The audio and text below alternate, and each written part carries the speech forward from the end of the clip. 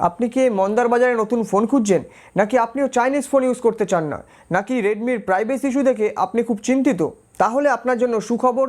আমরা আজকে কথা বলতে চলেছি স্যামসাংয়ের ব্র্যান্ড নিউ গ্যালাক্সি M31s মোবাইলের সম্পর্কে, যেটা লঞ্চ হতে চলেছে অ্যামাজনে আগামী 30 জুলাই।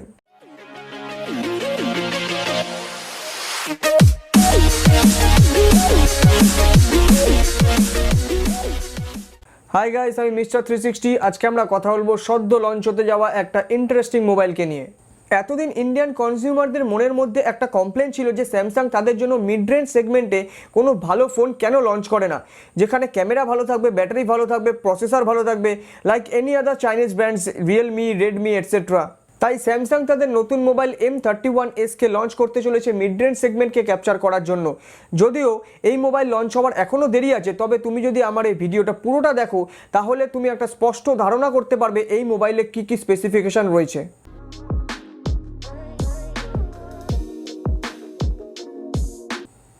স্যামসাং তাদের অ্যামোলেড প্যানেলের জন্যই অলওয়েজ বিখ্যাত।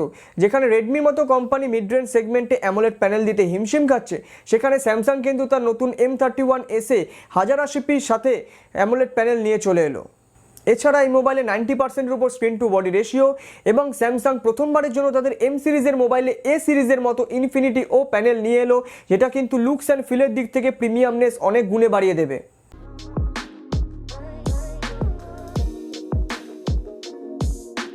এই মোবাইলের মেন ইউএসপি হলো এর ক্যামেরা।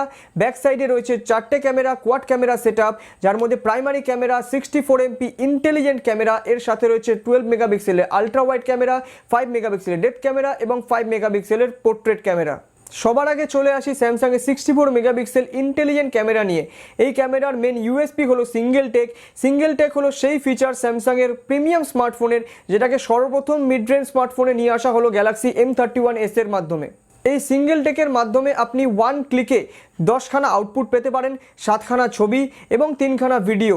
3খানা ভিডিওর মধ্যে একটা অ্যাকচুয়াল ভিডিও থাকবে, তার সাথে হাইপার ল্যাপস এবং বুমেরাং, আর 7খানা ছবির মধ্যে একটা 64 মেগাপিক্সেল দিয়ে তোলা অরিজিনাল ছবি, এছাড়া বিভিন্ন ক্যামেরা দিয়ে তোলা ছবি এবং তাতে কিছু ফিল্টার লাগানো ছবিও থাকতে পারে।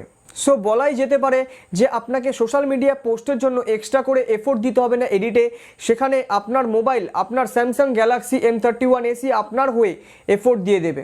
এবং এর 12 মেগাপিক্সেল আলট্রা ওয়াইড ক্যামেরা অন্যান্য মিড রেঞ্জ স্মার্টফোনের 8 মেগাপিক্সেল আলট্রা ওয়াইড ক্যামেরার থেকে অনেক বেশি ডিটেলস এনে দেবে আপনাকে। এবং ইন্ডিয়ান কনজিউমারের মধ্যে 2 মেগাপিক্সেলের ম্যাক্রো ক্যামেরার যে ডিটেলস নিয়ে কোশ্চেন, তা কিন্তু স্যামসাং একদমই ঢেকে দেবে তার 5 মেগাপিক্সেল ম্যাক্রো ক্যামেরা দিয়ে। এবং রিউমার অনুযায়ী শোনা যাচ্ছে ফ্রন্টে ইউজ করা হয়েছে 32 মেগাপিক্সেল ক্যামেরা। সুতরাং এই মোবাইল ক্যামেরার দিক দিয়ে কিন্তু কোনো অংশেই কম নয়। সুতরাং বলা যেতে পারে এক কথায় মিড রেঞ্জ সেগমেন্টে স্যামসাং পাওয়ার প্যাক ঢাসু ক্যামেরা আনতে চলেছে এই মোবাইলটির মাধ্যমে।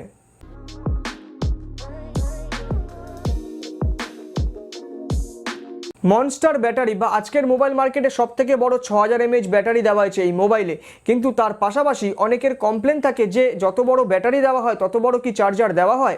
15 কিংবা 18 ওয়াটের চার্জার দিয়ে চার্জ করতে গেলে অনেকটা সময় কিন্তু চলে যায়, এবং এটা কিন্তু একটা ভ্যালিড কোশ্চেন হতে পারে। তাই এর সলিউশন হিসেবে এই মোবাইলের বক্সের মধ্যেই 25 ওয়াটের চার্জার দেওয়া হয়েছে। এই মোবাইলের আরেকটা অ্যাডভান্টেজ হলো যে তুমি এই মোবাইল থেকে দরকারে অন্য মোবাইলকে চার্জ করতে পারবে, কারণ এটা ইউএসবি রিভার্স চার্জিং সাপোর্ট করে, যেটা কিন্তু প্রিমিয়াম স্মার্টফোন ছাড়া মিড রেঞ্জে কিন্তু একেবারেই দেখা যায় না।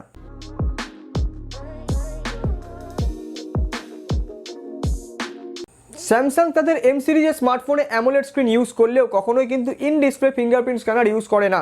কিন্তু এবার অ্যামাজনের তরফ থেকে যে পোস্টার লিক করা হলো তাতে কিন্তু স্পষ্ট দেখা যাচ্ছে পিছনে কোনো ফিঙ্গারপ্রিন্ট স্ক্যানার নেই। সুতরাং এটা কিন্তু একটা বড় ইশারা হতে পারে ইন ডিসপ্লে ফিঙ্গারপ্রিন্ট স্ক্যানারের প্রতি।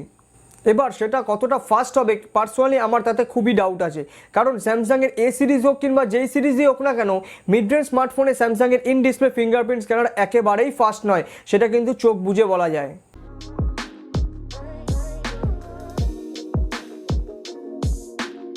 স্যামসাং গ্যালাক্সি M31s লঞ্চ হবে 6GB অ্যান্ড 8GB র্যাম ভেরিয়েন্টে, সাথে থাকবে up to 128GB internal memory এবং এক্সটার্নাল SD কার্ড লাগানোরও সুবিধা থাকবে এতে।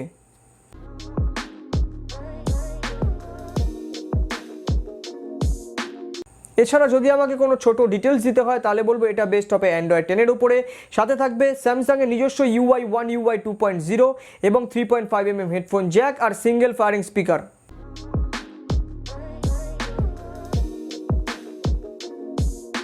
রিউমার বলছে এই স্মার্টফোনে এক্সিনোস 9611 প্রসেসর ইউজ করা হয়েছে, যেটা অন্যান্য হাজারখানা স্যামসাংয়ের মিড রেঞ্জ স্মার্টফোনের মতোই, কিন্তু এখানে অফিসিয়ালি ডিক্লেয়ার কোনো কিছুই নয়, কিন্তু রিউমার 90% কেসেই কিন্তু মিলে যায়। তাই যদি তোমার লিস্টের মধ্যে থাকে পাবজি খেলবো আমি এই মোবাইল দিয়ে, তাহলে কিন্তু এই মোবাইলের দিকে একেবারেই ভুলে তাকিও না। অনেক রিভিউয়ারকেই বলতে শুনবে যে এই প্রসেসরে পাবজি এইচডিআর গ্রাফিক্সে চলে যায়, কিন্তু আমি নিজে পার্সোনালি এসের প্লেয়ার, এস 10 স্টার 12 স্টারে অলওয়েজ থাকি এবং আমি 9611 প্রসেসরেও আমি গেম খেলেছি। সুতরাং আমাকে এই বিষয়ে স্পষ্ট এবং ব্লাইন্ডের মতো তুমি আমাকে ফলো করতে পারো। আমি বলবো এই মোবাইলে যদি তুমি পাবজি খেলো, হিটিং এবং ল্যাগিংয়ের যে ইস্যু তুমি ফেস করবে সেটা অন্য অনেক মোবাইলেই করবে না।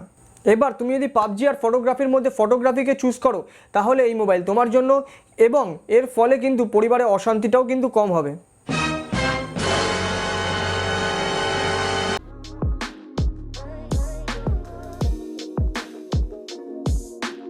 যদি এই মোবাইলে আর কোনো ডাউনফল থেকে থাকে তাহলে সেটা হলো এই মোবাইলের ডিজাইন, অর্থাৎ এই মোবাইলে ব্যাক সাইডে ইউজ করা হয়েছে প্লাস্টিক, যেটা এই রেঞ্জে একদমই অ্যাকসেপ্টেবল নয়।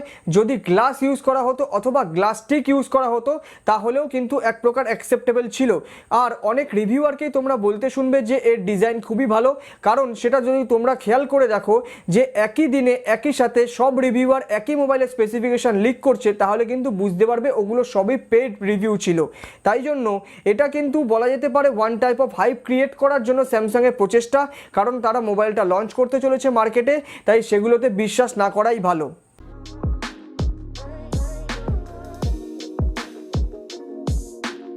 শোনা যাচ্ছে এই মোবাইলে বেস ভেরিয়েন্ট স্টার্ট হবে 20,000 টাকা থেকে, এবং 20,000 টাকা অনুযায়ী এই মোবাইল কেমন সেটা যদি আমাকে জিজ্ঞেস করো তাহলে চলো জাজ করা যাক।